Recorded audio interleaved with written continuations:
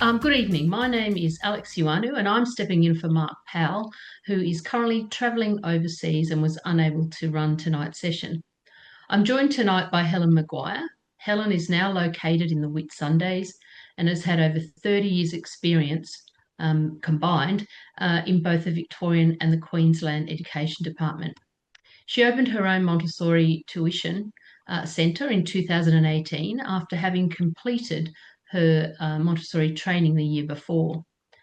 Helen holds numerous qualifications, including a Cert 3 and Diploma in Children's Services, a Master's in Educational Leadership and Administration.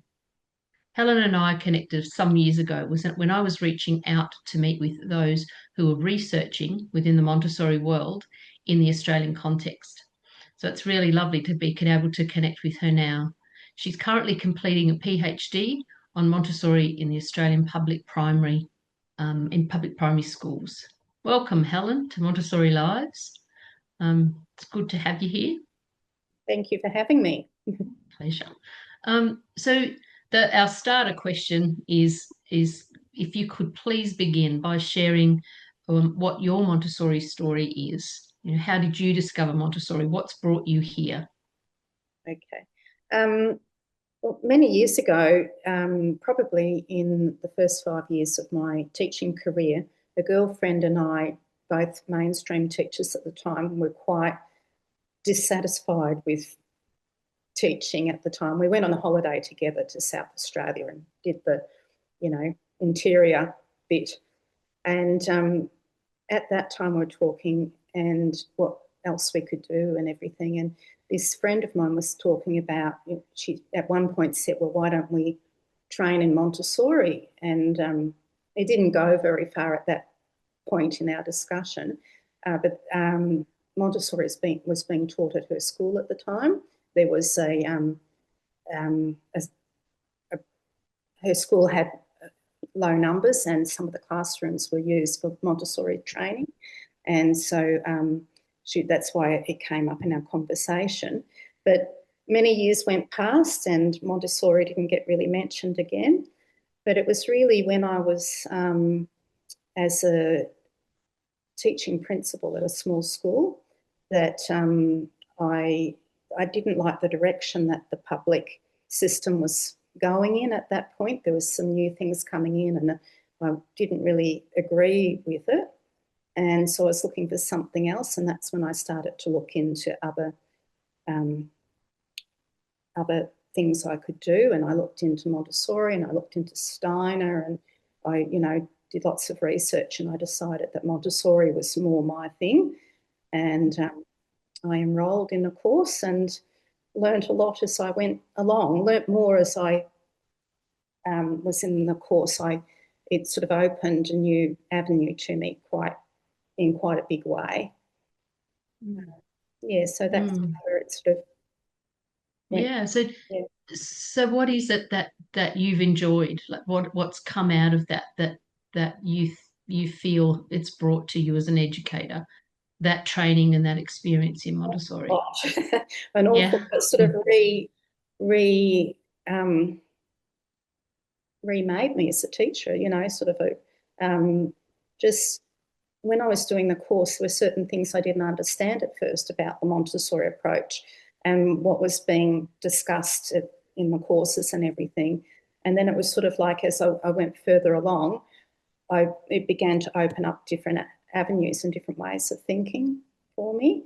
So it was quite an eye-opener. And as a teacher with many years' experience, it was sort of quite interesting to see that, how the Montessori approach is quite different to mainstream teaching. Things like how the classroom is structured. I remember many years ago going to an inclusive curriculum PD, and it was talking about small groups and all of this, and it was to do with computers, I think, at the time. And but it really didn't address how to deal with individual differences in the same way that Montessori does. And I think lots of mainstream teachers struggle with that type of thing, is, how do they manage their classroom to cater to, the person that needs extending and the person that needs, extra work. It's not really designed that way. Mm. Yep. Okay. And do you think so? There's a lot in that, and some things that we might draw out later on. But um, do you think that because you've talked there about the change that it's brought about in you, like as the transformed adult as well, which is such a big part of the training. So do you see that there are things that things that you've found as the most challenging, or some things that you could identify as some of the most challenging things as a Montessori educator? In terms of changing how I was working, is that what you mean? Possibly, yeah, or perhaps things that it didn't answer that you may have found, or challenges that you came up against, even as someone as an educator Okay. who'd had retrained, if for want of a better expression. Yeah. Okay. In terms of retraining, all right, challenges. In terms of how to actually run the classroom, and I mean, I like things like, that we could work on the floor, on the mat on the floor. And it followed, if children were uncomfortable, because you get lots of kids that jitter around a lot, Mm. nice to be able to say, well, you go and get yourself a mat and pop it on the floor and we'll do it on the floor. It's really Mm. nice. And you sort of don't really think of that in the same way in a mainstream school. I mean, someone might think of doing that, but it's not sort of part of the approach and the strategy that you use with kids. Uh, Mm. um, in terms of, um, can I talk about challenges with the children I've worked with? Sure, absolutely. I find because I'm working with a lot of children that are in a mainstream setting, and also ones that that are doing Montessori at home and that type of thing as well. I think maybe the thing I find a big challenge is I get a lot of kids that are disengaged from learning, and Mm. how to get them back into that engagement and that. And often I'll get something out if they're a little child that's not really wanting to come, he's doesn't want to go to school. I might get out something like, the binomial cube, or I might get out the Roman arch, and we'll do that first, and we'll talk about that, and or I'll get out the golden beads, and they like the feel of that. So I've got those things to engage the kids. It's Mm. which you don't have that same ability, and it's Mm. right there because I've got all the stuff in the room. So Mm. I just know it's there. So yeah, I get a lot of kids that are like left behind, Mm. and that they've missed things at school, um, in the mainstream setting, and so they've like, I had a year 6 child the other day, and she hadn't the precursors to doing subtraction. She had the basics of regrouping, but working with zeros and working with bigger numbers where you had several lots of regrouping, she hadn't worked with that before.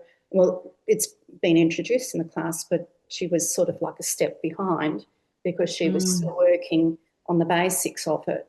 So having that ability to, pull out what, will work for that child is what the Montessori approach offers, Mm. whereas it's not as readily available in mainstream. So, Yeah. yeah, And so do you think that that's because you referred there to the materials, and having this supply there, and obviously it's knowing when to draw that out, and going back, and I remember even the woman who trained me, she said she used to say a little prayer from from the moment of observing the child to the moment of walking to the shelf. Sometimes it was like this little prayer of like, please make me pick the right one, so, to bring back.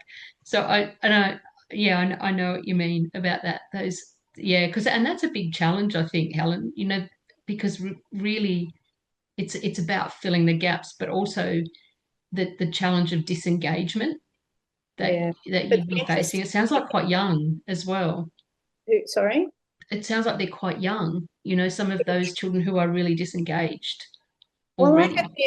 yes, but I also get the older ones that are disengaged. Like I've got Yeah. one that's sort of about year 10 at the moment that sort of doesn't want to come in, but then I'm getting little sneaky smiles from the side of her mouth now, so that's good. But yeah, Yeah. but I think a lot of the kids that come in that are mainstream that come in, they actually get engaged quite quickly with the materials because they don't have that same access to them Mm. at school. Yeah, so that, they often at the end of the lesson, they'll be the ones that when I'm talking to mum or dad, they're having a look at everything and, can I have a go at this? And can I have a go at that? And, so yeah, it Mm. sort of inspires them. Yeah, because they are appealing. They They are are. self-correcting a lot of the time. Yeah, yeah, for sure. So in amongst that, some unforgettable moments that you may have had as your time, like over this time as a Montessori educator. Yeah, okay. Um, One in particular stands out. A little boy that was um, referred to me by a guidance officer at the school, one of the schools, and she knows me, but she also knows a bit about the approach. And this little boy was 4, and supposed to be at kindergarten, but he got pushed out because his behaviour was really dreadful. And Mm. he'd been assessed as being quite high. His intellect was quite high, like right in the top percentile sort of thing. And this person thought, well, maybe coming to me might be helpful to him and give him some skills going into school because he can't behave like that at school. And what we did was I had to have a parent there because his behaviour was not that good. So I always have mum or dad there. But we got out. We ended up getting, after me trying a few things, I got out the stamp game, and I introduced him to addition. And Mm. yep, explained it to him. Got it first time. I think I did it with two or three digits to begin with. Understood it. I could do 4 digits, and I could do it with regrouping, and he'd get it, and he'd only want to do a couple of equations, and then he knew it. He didn't want to go Mm. and do a whole heap, so that was fine. And we went through all the 4 processes, and he could do them all at 4. And that the Montessori approach allowed me to do that with him because I had everything there for him. Mm. It's the same sort of thing happened with him with um, language. I thought, well, he doesn't know all his letters, so let's have a go at the sandpaper letters. Well, he Mm. wasn't at all interested in them. Mm. And so I thought, well, let's get out the movable alphabet and let's have a go at writing some words. Mm. He's interested in that. But he was more interested in writing sentences. And so he didn't know all his letter sounds, but he wanted to go right into, you know, doing more. So it allowed me to do that. So, Mm. yeah. Because he had an aim and he had some ownership over what he wanted. Yeah. Yeah. Yeah. And I could do it at his level too, with something that interests him, not just the basics. He wanted to do, like his story was about a cat jump. What's that? That sport where they jump from rock to rock and that type of thing. It's got a name. Parkour. Parkour. Yeah. Cat doing parkour. Wow. Yeah, and then Wow. his family moved from the area because it's a very transient area. Mm. But they sought out a Montessori school for him for his education because they could see that that would be better for him. Yeah. Yeah, Yeah. And as a yeah, so as an educator too, like as a teacher, that's quite fulfilling for you too. But because it also helps you to understand, I guess, um, yeah, to sort of have faith in what it is that you're observing and then acting upon. yeah, Um, would you see that that's something like, is that something if you were to advise people or give um, some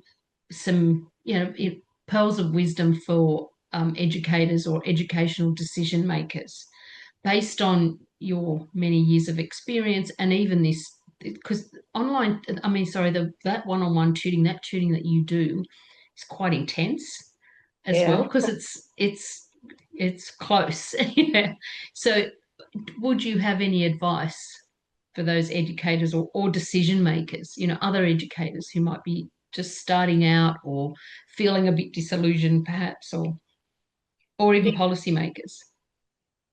So you're meaning in general, like people? Yeah.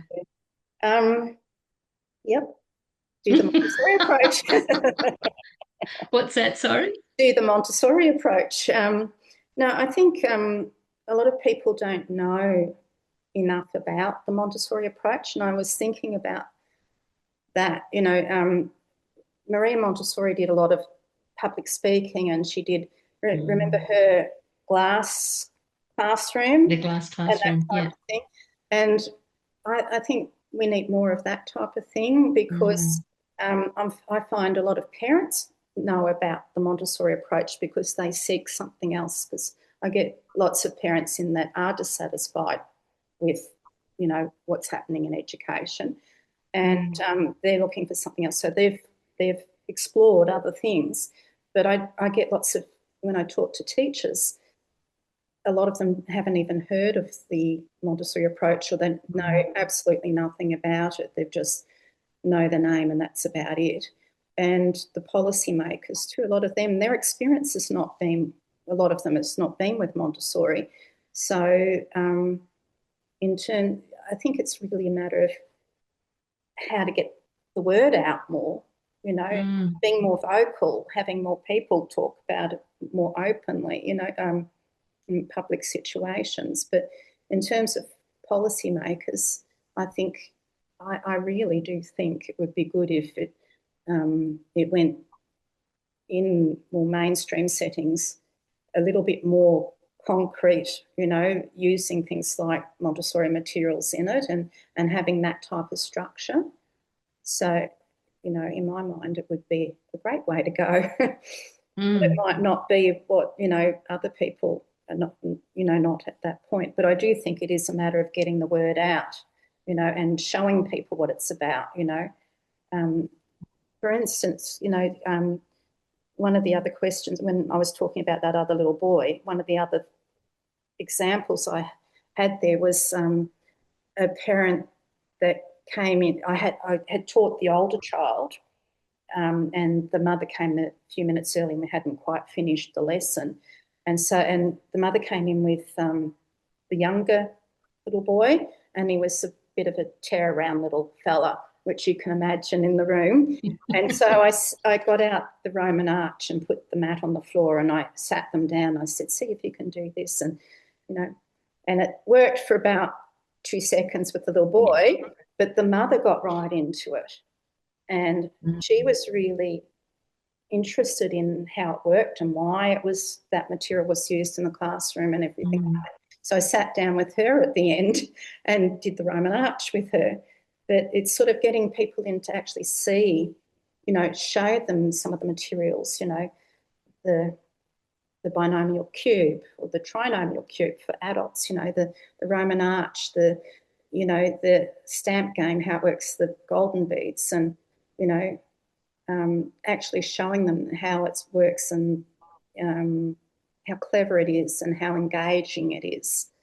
I think that's sort of, part of, my thoughts anyway. Yeah. Yeah. So even, getting those policymakers in to actually have a look at a classroom. Yeah. Absolutely. Yeah, it's a big Yeah, step. Mm. because I don't think, and policymakers are looking at it from their own lenses and their own experience, and Montessori is such a big way, like there's a lot to it, there's a lot of depth to it, that you don't just get it in sort of one little discussion. You've really got to be immersed in it a little bit before you understand it. Yeah. Yeah. And particularly now as we have a lot of research around that supports its effectiveness, because often that's what they like to see as policymakers as well. Well, where is the evidence that it does work? So there is that to go with it, but just seeing it, I think you're right, is a big step, and it's hard not to be taken once you've walked into a classroom. So what do you see, and you sort of have touched on it, but what do you see as some of the desirable skills and talents that are required to be a principal or a leader? Okay. Um, One more piece of paper here. a long piece of paper. Uh, well, it's 3 pages, but it's fine. It's only there were a lot of questions. Yeah. Um, what do I see as a leader? Um, Yeah, some of those desirable skills and talents that are required for someone who's the principal or a school leader um, in a classroom. Well, maybe if we do a teacher, let's do it as an educator first of all. What do yeah. you see? Um, I see. Well, one of the things I really see as being important is, you know, observing more, like the observation, because I think Mm, that's such a big part of the Montessori approach is observing. The more you stand back and observe, the more you see those things that you've been taught will happen. Like the little the 3 or 4 year old that is doing cards and numbers, and mm, and then mum's there beside them, and mum's taking over a bit, and you can see disengaging, that sort of, you yeah. see that, and then those observing what's happening and then working with those observations, sort of observe that child's interested in animals. So let's do something with animals that's going to, look at those types of skills. Let's introduce them to, whatever Mm, that has to do with animals. Yeah, yeah, as a way in. yeah, Yeah. observation. And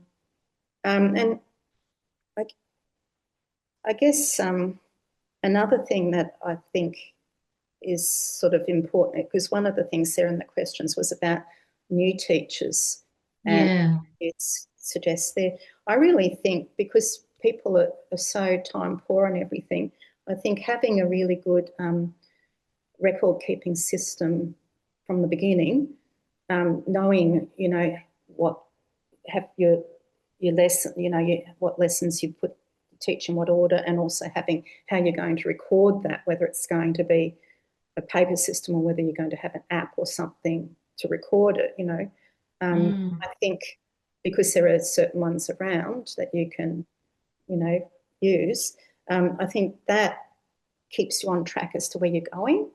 So having that mm, in place, um, because I remember when I started teaching, how hard it was. I think you've got to mm, have those something in place that helps you know what direction you're heading with the kids. So a system yeah. in place, that works for you. Yeah. Yeah. And increasingly, that system also like it keeps things focused, I guess, but it also can function in other ways of, giving great feedback to parents or Oh, knowing yeah, when things aren't working because life gets busy in it a does. classroom. Yeah, Yeah. yeah, it does. And I think that to me is sort of one of the foundations that keeps you grounded.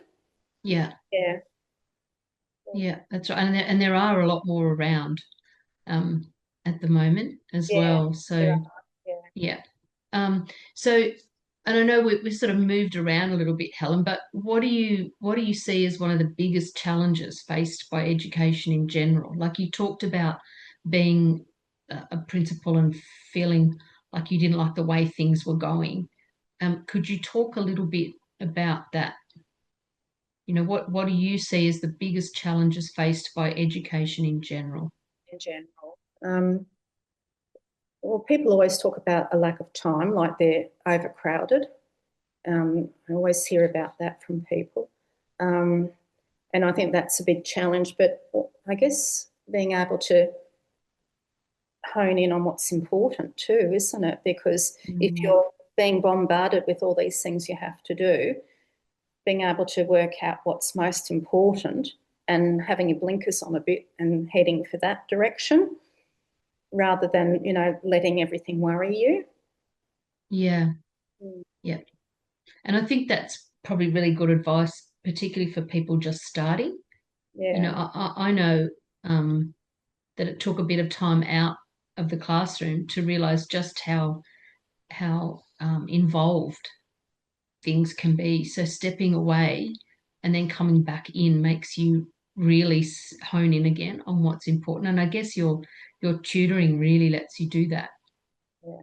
I think also it's not just younger people, younger teachers. I Yeah. think the older ones also need to do that too, because you get many people that it does worry them, having to do so much. You really do need to, say, well, what's realistic, and well, the important thing is to teach the kids and to do that well, and but then also to do the documenting that you've got to do. But sometimes there are quicker ways of doing things, and Yeah. you know, yeah, Yeah. We talked a little bit too just before we got on about that relational side and how important it is that because your role now really gives you a chance to build those relationships.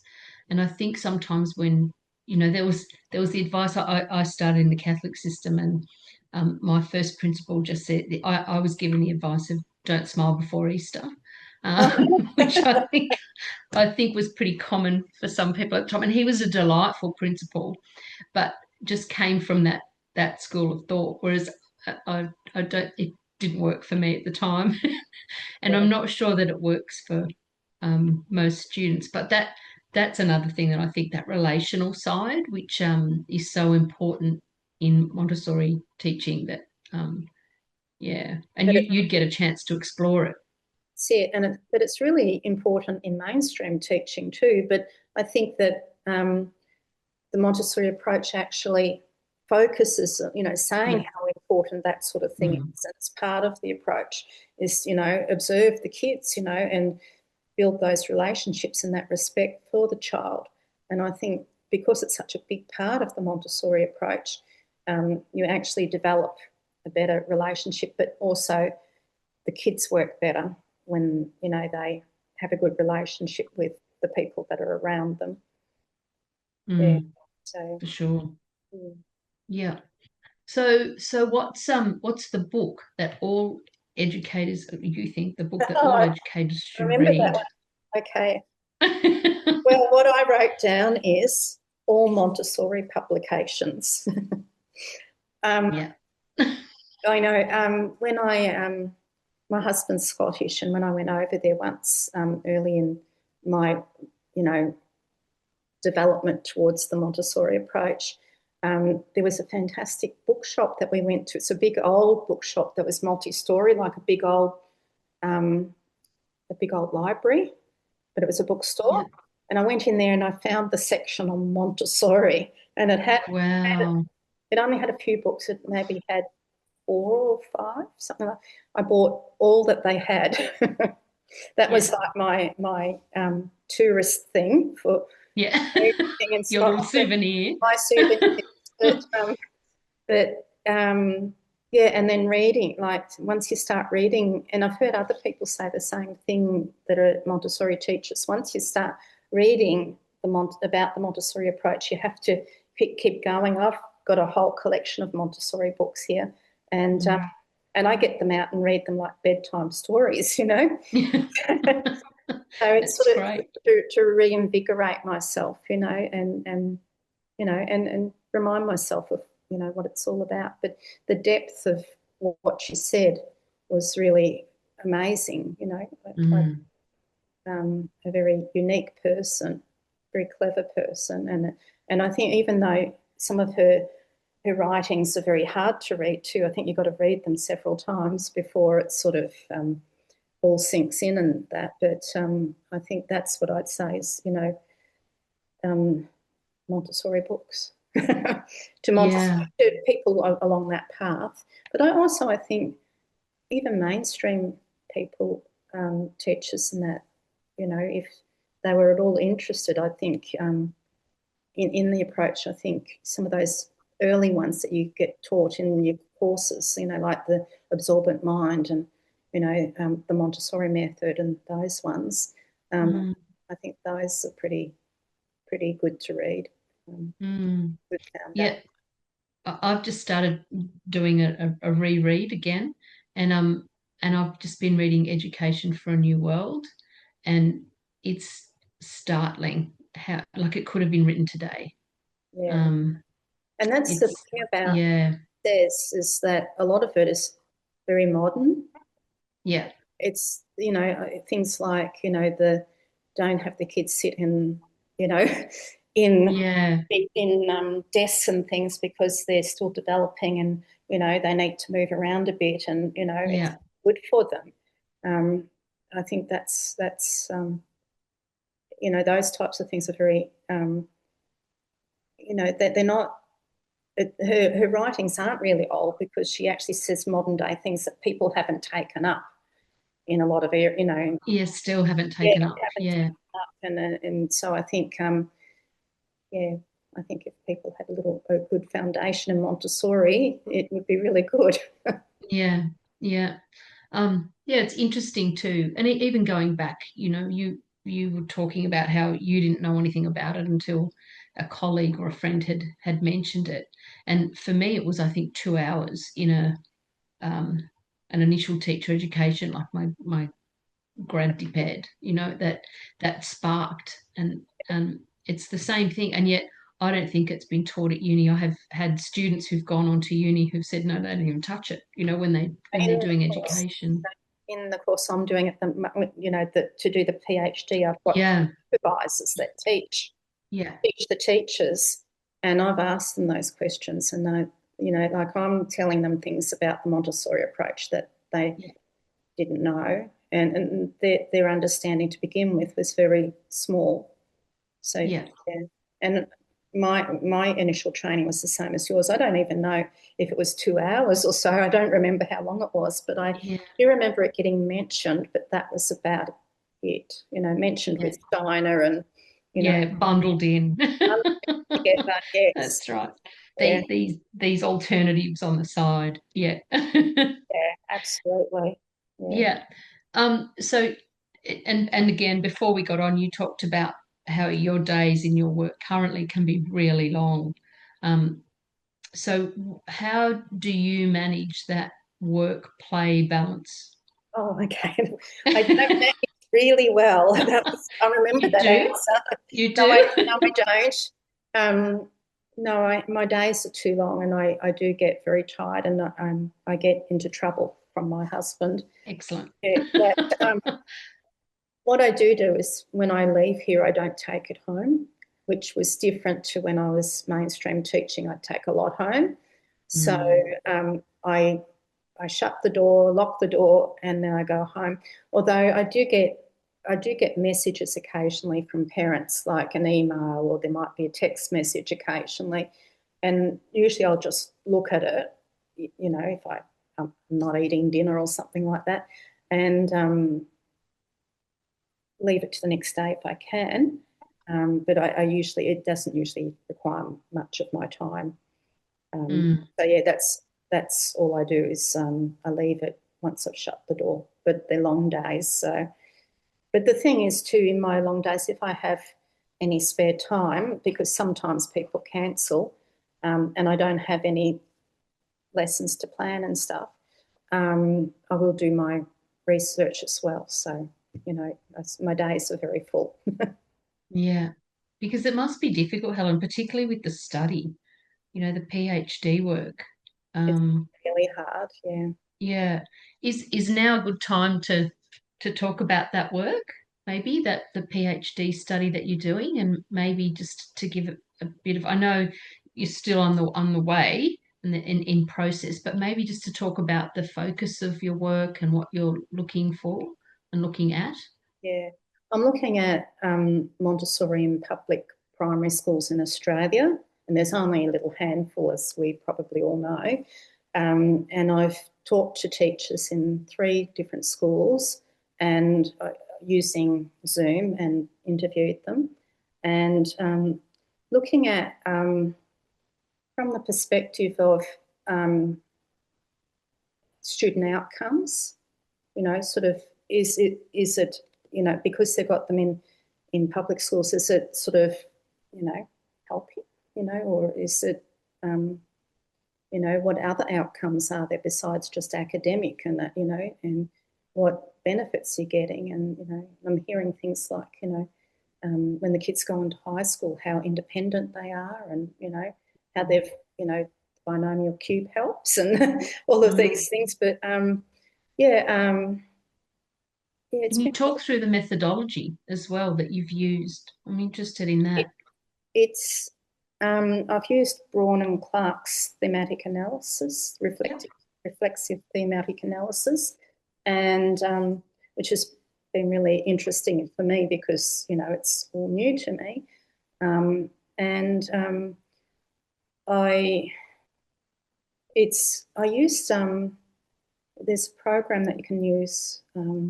What's it called? In Vivo, I think it was. Yep. Um, Yep. where you can put all your um, put all of the quotes in that you're going to use, and then you can work out, what theme they belong to, and, sort of um, what it's actually telling you. And so, no, it's been really, really interesting. So it was interviews like with teachers or Yeah, yeah. interviews, yeah, and that most of the interviews were about an hour long. That was what it was aimed at being. Sometimes it was a little bit less, um, Mm, but I always tried to make sure that it sort of didn't go over time because people gave up their time. yeah, their time. Yeah, but Mm, no, it was really interesting. I start. I also interviewed a principal and a couple of specialist teachers because they had things to do with the Montessori approach within their school as well. And that was really, really interesting, and getting the different perspectives and, hearing what people from a mainstream background were also thinking about it within their school. So that was mm, really, really interesting, and the problems they had, and, you know, a lot to do with, communication and lack of knowledge of the approach, that type of thing. mm, Yeah, so yeah. that nights. That sounds. Can I ask how many participants you got for that? Because that's a lot, even an hour I of know. material. Yeah, I only got 12 Oh, participants. that's So I would pretty have, good. I would have liked more, but Yeah, yeah. And it was really hard because people were busy, and yeah. so and different schools had different things happening within them. So I did find that, you were talking about, I think earlier before we went on, about how important the leadership is, and that Mm, really came out quite a lot in it. Is that, the, the principals being on board with it and being mm, engaged with it as well. You know, mm. so that was interesting. Yeah. Yeah, And I'm wondering. was Oh, sorry, go on. it's interesting too to hear the stories of people coming into the Montessori approach, how they arrived there, because that came out in it too, and, what their stories were and how they found out, about the Montessori approach. And As educators. yeah. Yeah, wow.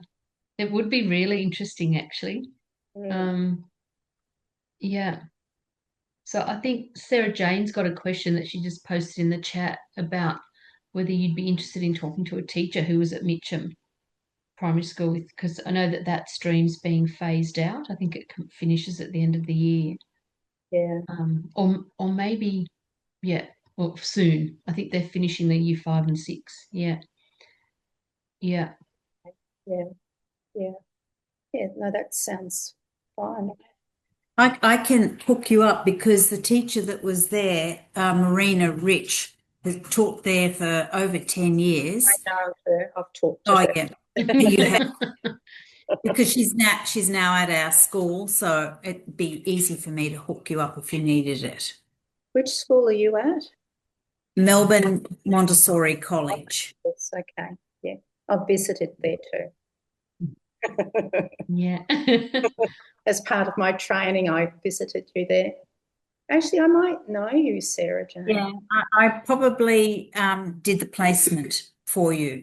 Yes, your name is familiar now that I relate Yeah, there. I've been doing teacher placements for 15, 20 years. So Yeah. I, No, I deal with I spoke to Marina. yeah. Yeah, Oh, perfect. yeah, yeah. She's talked a bit to me about her life story. Yeah. And your focus was primary too, wasn't it? Because we have a few in the secondary stream that have gone into the secondary stream as well. But I think there'd be similar challenges as well. And I think it would, that maybe that leads us to look at what are some of the biggest challenges. Because I know in the States, so there's the NCMPS, which is Montessori in the public sector, and they're quite big and strong, particularly around the States. But within different states, and also they do find that there's this strong support in particular states where policymakers have had a link to Montessori, where they understand it, and so they're quite open to it. And their system is different to ours as well, but as Mark always likes to quote, Montessori serves only 0.012% of children in Australia. Only 0.5% of schools are Montessori in this country.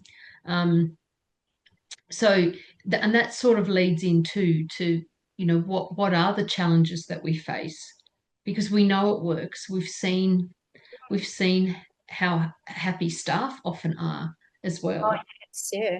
in And those environments. not only staff, I find that like parents that come in here, when Yeah. I let the parents stay in the room if they want to, and I engage them with the materials and that, and then, but they get very excited about the approach.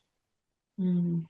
And can I ask, just before we address that question, sorry to sideline you, Helen, but when you leave, when you encourage or accept parents in the room, because I know some people wouldn't, when you do, is that a deliberate thought that you have, or is there a reason for you doing that?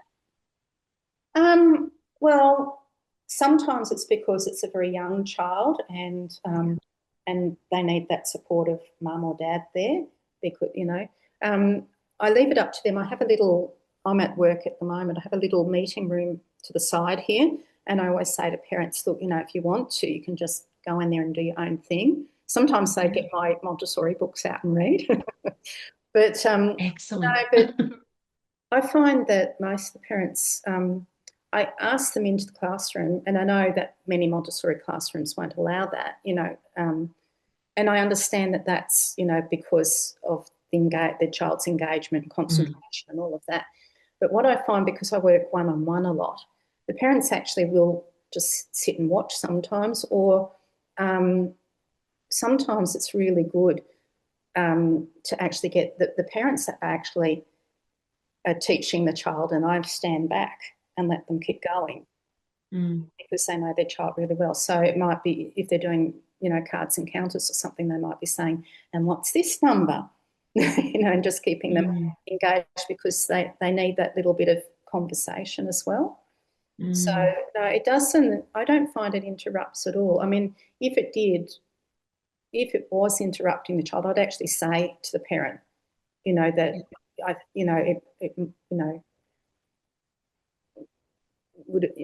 don't know how to say it. I'd say the right words at the time, but depending who they go were. into that room then. Yeah. The parents, Off you parents go. are usually very perceptive too. So Yeah. and often they come because they've had some issues as well, and so they've looked at their children a lot and tried to work out what's happening. So they might say, "Oh, I'll just be in the other room, but I'll be nearby if you need me." That type of thing. Yeah. And I think it comes to the importance of engaging with family and Yeah. how important that can be. Because it then reinforces things that could happen at home, or connections, that those real world applications that could always happen. Yeah.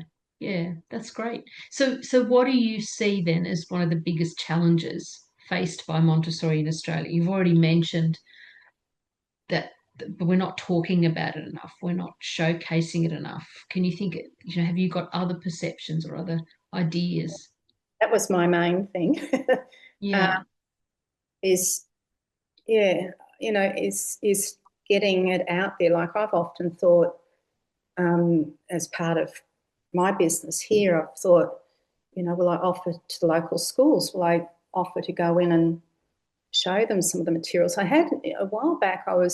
I have been asked again before, but like to an under eights day. Do you know what under eights day is? No. It seems to be in this area, but I think it's a Queensland thing. Okay. I'm from Victoria, obviously, so I don't know if it's, Yeah. but it's where they, all the younger kids and even the preschoolers and the lower primary, they have like a fun, couple of hours together. So they'll have all different things set up for the kids to do, different activities. So I've been to one of those before, where I was invited there along with, like the police and ambulance and people like that. Yeah. So it's like stalls and workshops, things that are happening. Right. Yeah, so yeah, that sort of thing. What was the question again? Sorry. Just, what are one of the biggest challenges Oh yeah, that's faced by Montessori in Australia? Yeah. yeah. I know, leading to that too, I remember the school that I was at for many years, our founding teacher used to go to the supermarket on Yeah. I think it was Friday, there was a big shopping centre, Friday lunchtime, and she'd bring down the materials and just sit. And she was amazing. She was so inspiring, but it really built up a perception in the community. Um, yeah, and the school actually used to run a local market as well on the weekend, which was manned by parents when parents had time. There was a rotational roster system, and everyone sort of knew the school based around that back in the early days. I have once, so also I tried out inviting parents up here and doing a little parent session. I've because I'm so full with with the children, I haven't done that again. But I've been thinking of doing it again. I think it's those types of things where you invite people in and actually, like the adults, not the kids. The kids are fine; they love it, Mm. and they don't need convincing. It's more to expose adults that haven't been exposed to those materials. I mean, like I mean, I even say to like, it's sort of a little bit of an aside, but people come in and I've had the kids work with like the golden beads, and I say, well, they've got similar things to this in the primary school, like the MAB blocks. They could be using these. This child works well with this. Maybe in school, this would be something that this child could use. But the thing is, usually it's only one little tiny kit of it somewhere. And it's not necessarily in their classroom. It might be in someone else's classroom, and they don't have access to it in the same way that they do in a Montessori classroom. Yeah, And so, have you set your space up? Is set up like a classroom, and you've just got materials for all age groups? Because it sounds like you've got adolescents as well. yes, I do. Yeah. I've had one that went right through to his last year of school last year.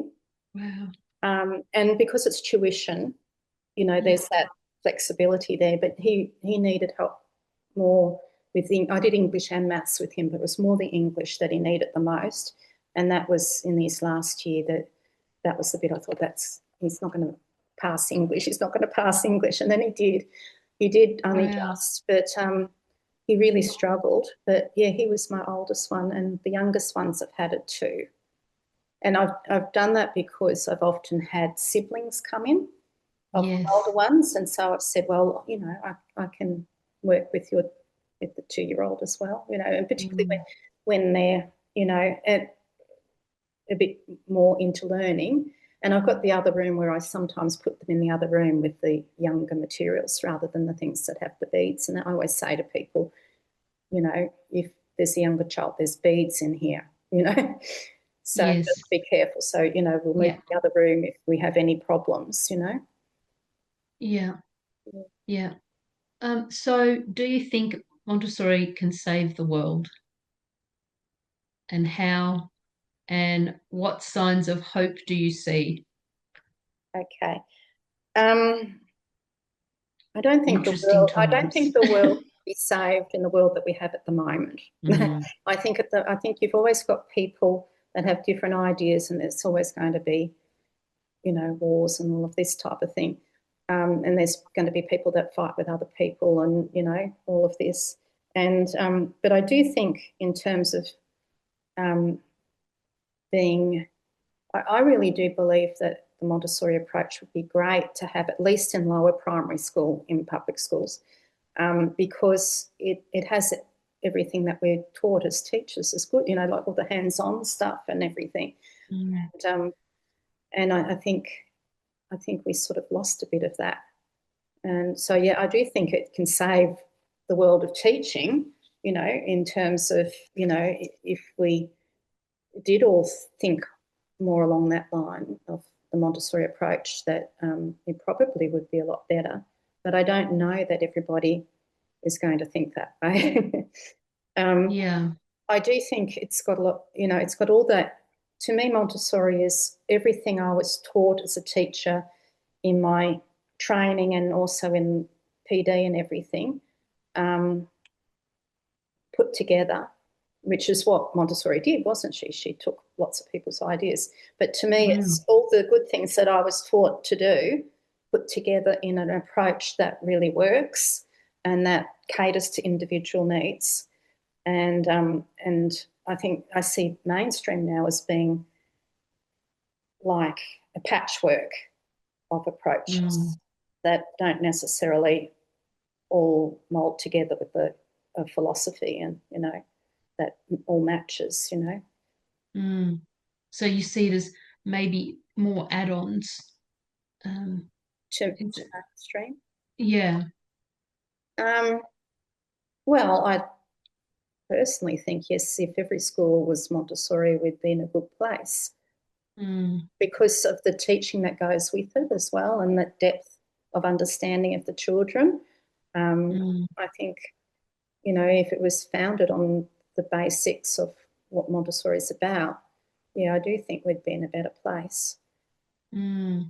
Mm. So, and without giving away your findings of your PhD, but where does it fit in the public system? I know you've sort of talked about that, but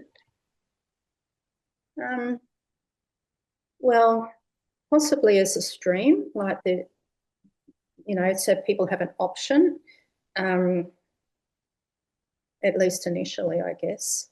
But where does it fit?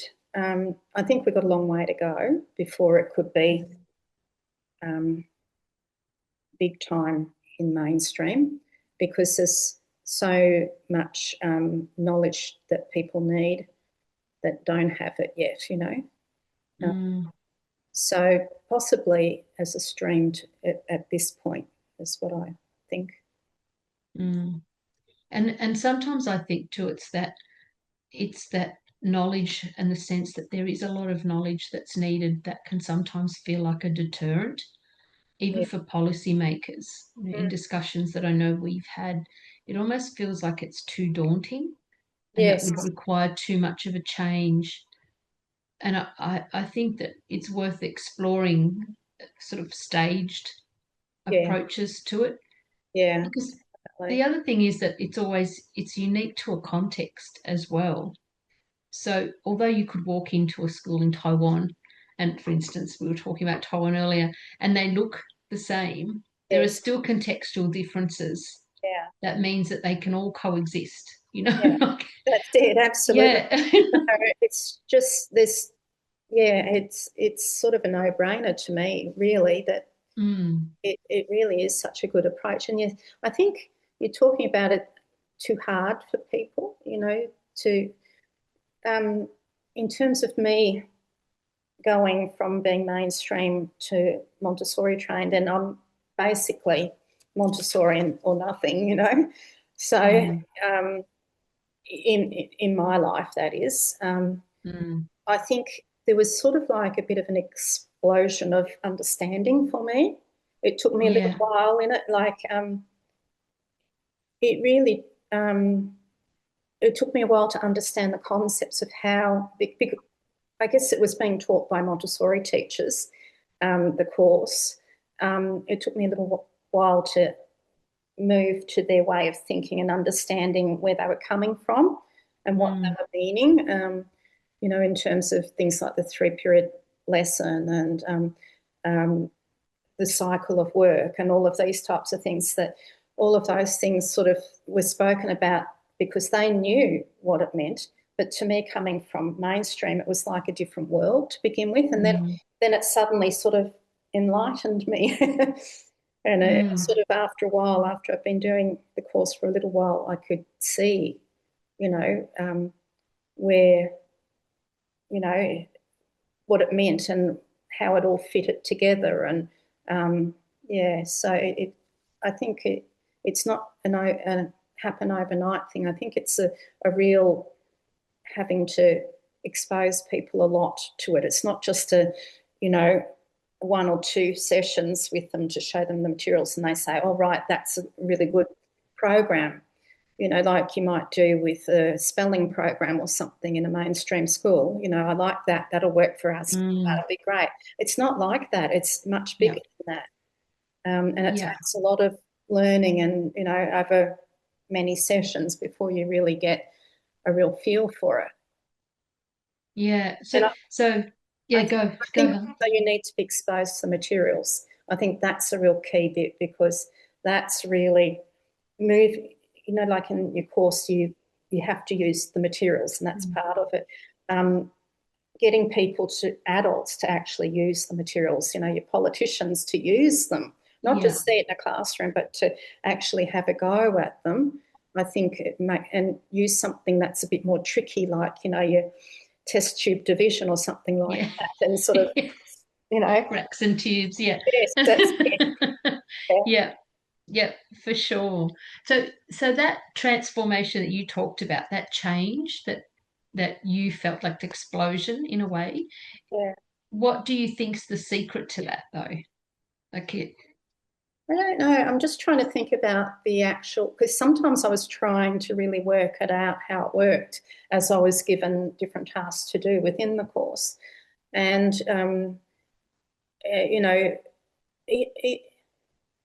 even things like how some of the materials were made, like the 3-part carts and things like that. I had to start to think about what it, like I think I can explain it really well now myself to someone that doesn't, hasn't done it before. But at the time, it was sort of like, oh, well, how do they work, Yeah. and really trying, and, if I was given a task for the course, to present some materials, well, how am I going to do that, and researching, looking into how they were actually made and, how they worked and everything. But, so the repetition and the actual doing Oh, are absolutely. really important. Yeah. Very important, because I think it pulls you in, like doing even the with grammar and symbolic grammar and symbolizing a sentence and that really inspires you after a while. I don't know if you agree with me, but I do. I'm sold. Yeah, absolutely. So Yeah. I think you really need to get the adults doing it. Yeah. Because that's how I think how you and also seeing from the other perspective, like I said earlier on, like the Montessori glass classroom, the actual seeing how a classroom operates, even if you're not allowed in the classroom, maybe having a one-way window or something. I mean, that's something I've thought of here, is to put a one-way window in my office area, in my room next door, so parents can look in and the kids can't see them. I have heard of people who have a pop-up classroom in a shop front. Yeah. And do that for a period of time. And I know University of Sunshine Coast, where Mark works, sometimes I think they've done the glass classroom as well. Yeah. Which I think and that was for initial teachers, so people who were doing their training for teaching. And I think that that's really important for them to see that there's another way as well. Yeah, that would And be because great. it's magic. Yeah. It feels like magic when you go in and there's that system that the children just go through. They just work through. and Yeah. they know the order, the sequence. It's fascinating. Yeah, maybe I should suggest that to my supervisors. Yeah. So Give that a go. their teachers, maybe they get a pop-up classroom. Yeah, just fascinating to do. And yeah, because it is the seeing, because it's fine to describe that, but it's actually to see the, yeah, and to be an observer in it, I think is quite nice as well. So we've just about run out of time, but maybe one more question, Helen. Do you think there, because we've talked about how much we are advocates for the method, but do you think there are any areas where you think Montessori needs to be updated to better fit the modern world? No. There you No, go. because Easy. I really do think that the approach is designed to cater to individual needs. Like if you have a little person from, who's come over from China, and you have, instead of just your spooning, you have chopsticks there too. I've done that before. Yeah. It's fun. Yeah. But that you can alter it according to the kids. It's designed that way. So, and we've got the Australian Montessori curriculum, and Montessori teachers know how to make, some three-part cards, or have a tray of something to do with whatever it is, what, I don't know, what area of the curriculum that's not covered by Montessori. Know how to make materials. So no, I don't think so. I think a lot of the discussion's been about in the past about computers and things like that. Yeah. And I think people have a bit more flexibility with the computers, but I still think the younger primary kids need the hands bit. But I've seen, I think it was in the Melbourne Montessori School where they used, in the music lessons, they had iPads with the music. Garage band or something like that. It was a staff, and working out where Oh it yeah. and it did teach them what they were doing. So I could see that type of thing could work and working with the Montessori approach and philosophy and everything. But I would say I'd keep it more in the senior, but that's been in discussions for a long time. It has. There's some really interesting work. There's an organisation that's grown up around concerns in terms of human development and AI, and it's an alliance that Mark and I sit in on. And there's a few people from all over the world, the Montessori world, and it's called GADI, which is Global Alliance for Human Development in the Age of AI, and it has been fascinating to sit in and just hear what's happening in other spaces in terms of technology, how it's being brought into classrooms, um, the resourcing that's been developed around that. Also,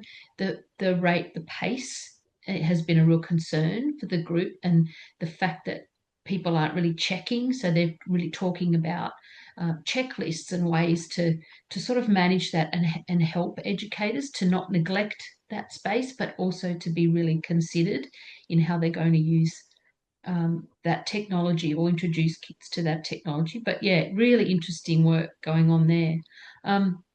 So we've come to the end. Ruth, thank you so much, Helen, for Okay. giving your time and your preparation. Again, apologies from Mark, but I've really enjoyed it, and it's so good to be able to connect. Yeah. I know. Again, it's been a long time. So, yeah, but I'm very keen on if you can keep us updated on the PhD work. Yeah. Well, Yeah, and I, where you're at. I'm really trying hard to get it done as soon as I can, because Yeah, I'm at that point that I would like to get it done by the end of this year. But yeah, great. yeah, I've got a little bit more time if I can't, but I really, really want to get it done because, Yeah, you're sort of aware of time passing by as well.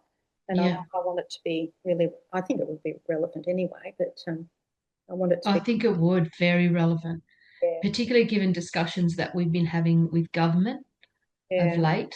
And it's taken a long time to build some relationships, but that's going along in the background, and really it would be fascinating just to see what you come up with. Yeah. Yeah. So great. Thanks, Sarah Jane. Really good to see you. Okay. And good to see you too, Sarah Jane. Oh, it's my total pleasure, and you're very inspirational. And all this research is just wonderful, because I just think it just bodes well for working with governments to know that these things can work in a collaborative way. Yeah, that's it. Sure. Yeah, Yeah. absolutely. So thank you It's very about much. access. Yeah. Yeah. Great. Have a good evening, everyone. You too. Bye. Thank you. Bye.